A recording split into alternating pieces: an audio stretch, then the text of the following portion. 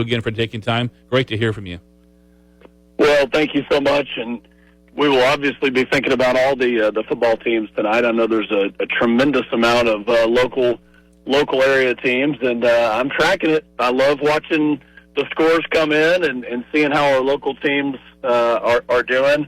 Obviously, we're going to talk about some of the tougher stuff, but we'll be watching Brownwood and hope they get the best of Big Spring and Early versus Holiday, May versus Gorman, Bangs versus Tom Bean, Richland Springs won last night, so a lot of good wins in the area. And congratulations, and let's go get some wins tonight. You know, another great win was the GOP.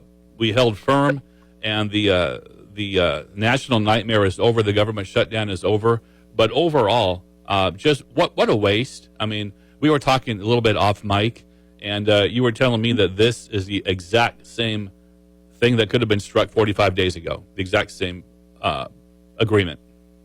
You're right. It's a huge waste. It is a win. It's a win for sanity. It's a win for thoughtfulness. It's a win for the Republican Party being unified.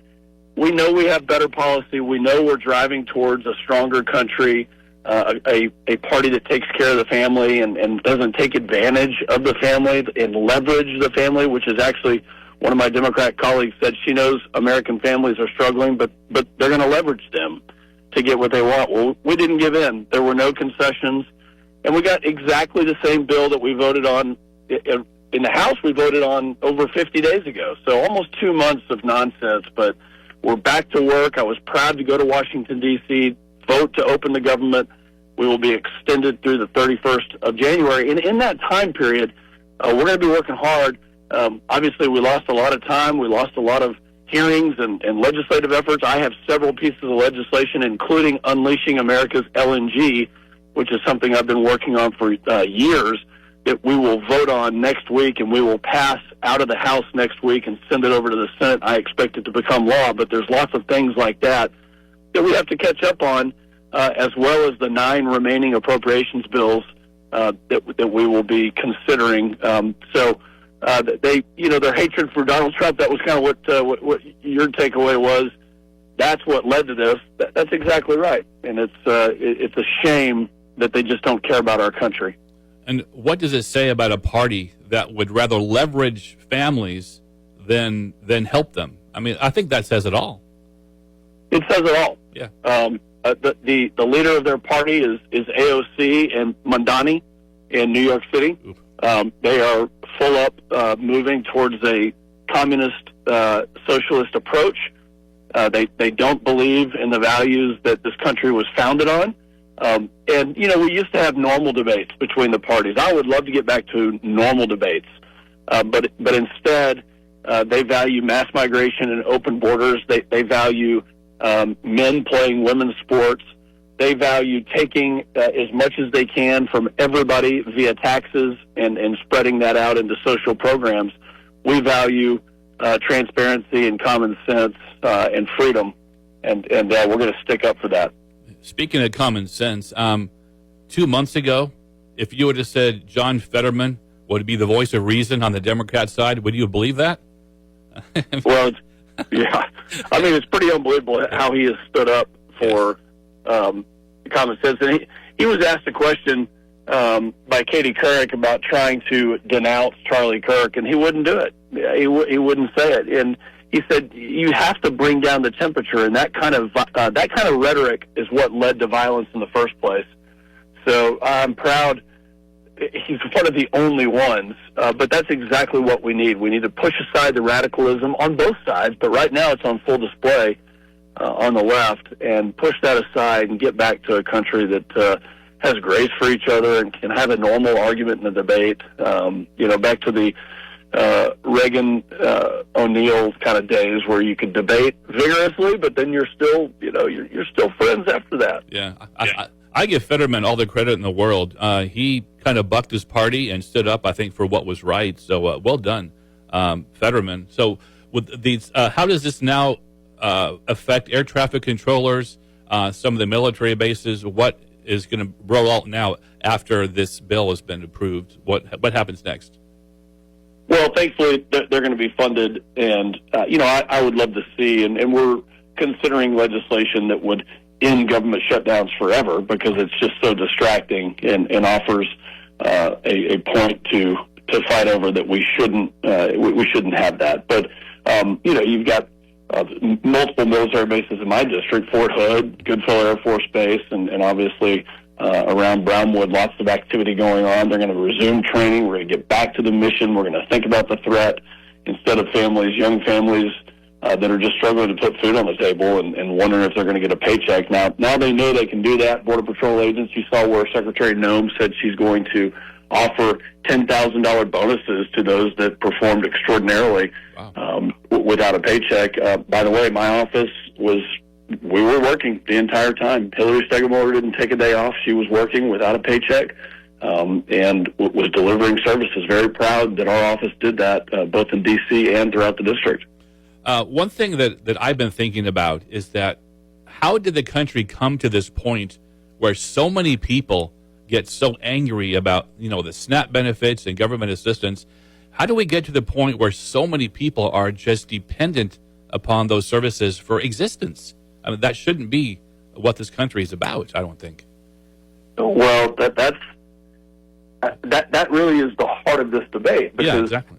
The two parties are so different in our approach that, we've got one party, my party, the GOP, that believes that we can, try to do everything possible to lift people up out of poverty, out of these cycles, into a better life, get a better insurance plan, don't be dependent on the government. And then you have the Democrat Party who's basically telling people, you're not good enough to work, and we're going to hold you down, and you need to be dependent on the government. That is the message, the implicit message that they're delivering. So when we passed the One Big Beautiful Bill this summer on July 4th, it was signed into law, and on the SNAP benefits, there's 42 million Americans on SNAP benefits. That's a lot. Yeah. We said we're going to keep delivering the SNAP benefits, but if you're an able-bodied adult between the ages of 18 and 65 years old, 64 and 11 months, you need to go work 80 hours a week to get those or 80 hours a month to get those benefits. Most people in Brown County work 80 hours a week, but we said 80 hours a month. That's about 20 hours a week that you need to go work in order to receive those benefits and Medicaid and some other federal benefits. That is lifting people up, putting them back to work into the labor force, helping their families and their communities. That's the major difference. Democrats don't believe that you can work. They say, stay where you are. We're going to hold you down, and you don't need anything else except for what the government's going to give you. I don't believe in that. No. And I'm not against a safety net by any stretch. I think there should be a safety net for people who legitimately need it, but it seems like it's been taken advantage of, and it's, I think, a combination of policy, maybe a little bit on both sides, and maybe morality, no fathers in the home type thing. But yeah, something has to change, and I think this is a great example of why voting matters at the grassroots level and at the higher levels. You're absolutely right. Elections have consequences, and for 4 years, Joe Biden had a blank check approach. He let millions of illegal immigrants in. They went to states like New York. And that matters because the way the system currently is, they get more federal benefits based on those illegal immigrants being there. And the census, which I am fighting tooth and nail and have legislation to only count citizens. But right now, the census will count those people, and that is wrong. So there are two fundamental differences. And by the way, the safety net exists for people in my district who are working, who are doing the right thing. And guess what? It's tough. It is tough out there. And I have a heart for those people who are trying to get back up on their feet or just raise a family, down on their luck in some cases. And that's what that safety net is for. That's what Medicaid was designed for. It's the most vulnerable amongst our population. And I'm fine doing that. But not to the approach that Democrats have done, which is completely radical and believe that basically everybody, including illegal immigrants, should get those benefits. We're talking to Congressman August Pfluger at 7:44 on a Football Friday. So one of my favorite topics, I'm fascinated by this, is energy. I love the fact that Texas has such a big part in that. Are we getting closer to energy independence like we were under Trump number one administration, the first one?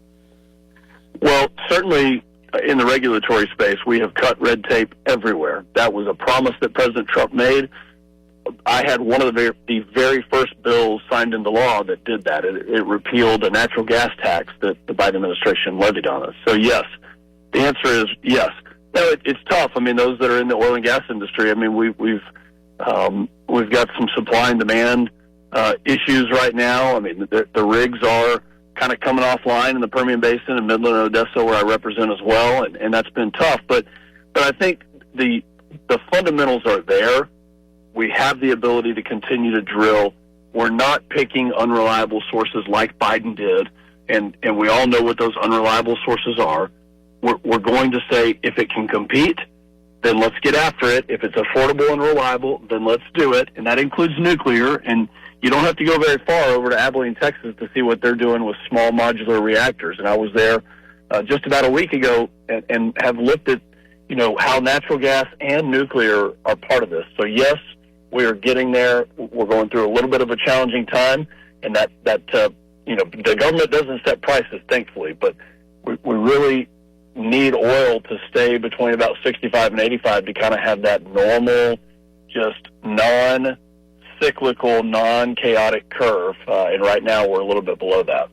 Talking to Congressman August Pfluger at 746 at KOXE. So priorities going forward. What a couple of your top priorities going forward now that the shutdown's over with? We're going to do everything we can to look at the cost of health care. Where are the inefficiencies? We knew Obamacare would fail. Not a single Republican voted for Obamacare 15 years ago. Not a single Republican voted for the subsidies that were put in place in an emergency style under Joe Biden, and yet the prices have continued to rise, and they're out of control. So I want to see healthcare insurance company CEOs and other major CEOs of companies come to Capitol Hill and testify and tell us why it's so expensive, why these subsidies and why these government payments and why the expenditures, which are almost half or more of government expenditures, are going to companies and not my constituents to lower their costs. So that is one of our biggest priorities, and we're going to continue to do that. I have legislation on pharmaceutical products that will bring down the cost and increase competition and increase transparency. And at the end of the day, when you go to the pharmacy, you deserve to get a drug, and it could be a generic drug in this case that I have legislation that is 1/10 or 1/100th of the cost of the original drug. That's the kind of thing that's going to help our system. So I would say that's one of the biggest priorities that we have going forward. But we also need to see more accountability in our government and get back on track so that people trust what we're doing. That's a big thing. The trust. I think the lack of trust is a big deal right now too. We're talking to Congressman Pfluger. Congressman, if people need to get a hold of you or want to get a hold of you, what's the best way to do that? Well, I will say inside the district, call the office there in Brownwood, and you can reach Hillary Stegemuller at 646-1950. That's 646-1950. Look, go to Pfluger.house.gov. Sign up for the Pfluger Flyby. It's my weekly newsletter. We tell you exactly what I'm voting on, what the priorities are, where I stand on issues. As you know, I'm chairman of the Republican Study Committee, and that's the largest caucus in Congress.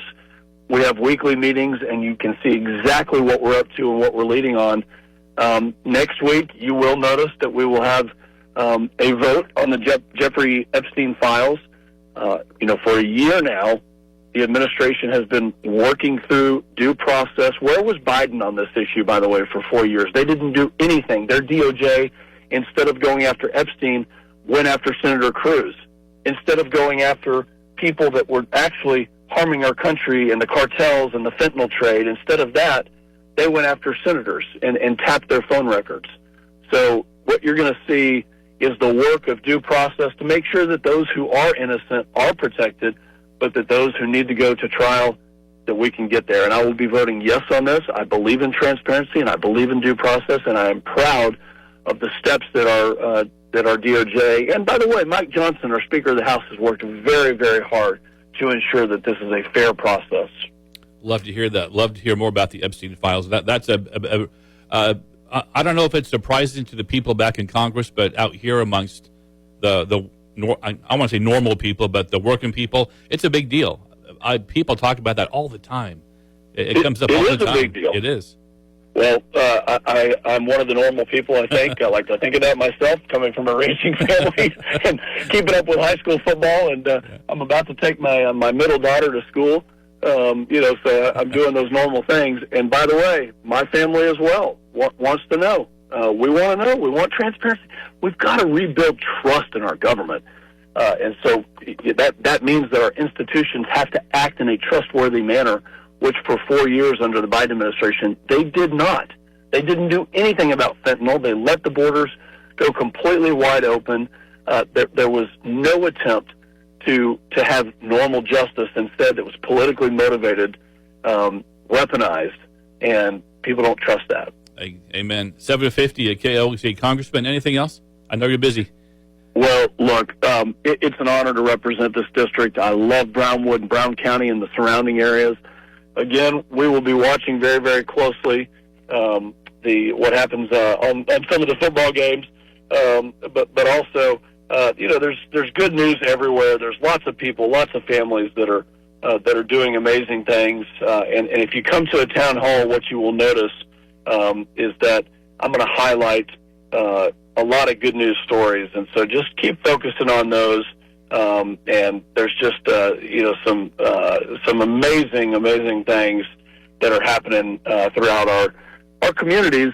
People that are giving, and we had during the shutdown, we had banks that came together to offer 0% interest loan to military personnel, especially in San Angelo. They really stepped up, and in Colleen, food banks that were really going above and beyond in places like San Angelo. They raised almost $100,000 to hand out gift cards, wow, gas cards, and to help some of the younger soldiers and airmen and military personnel. So a lot of really good things that are going on, and just amazing community to represent. Thank you for the honor to go to D.C., to trust me to do this.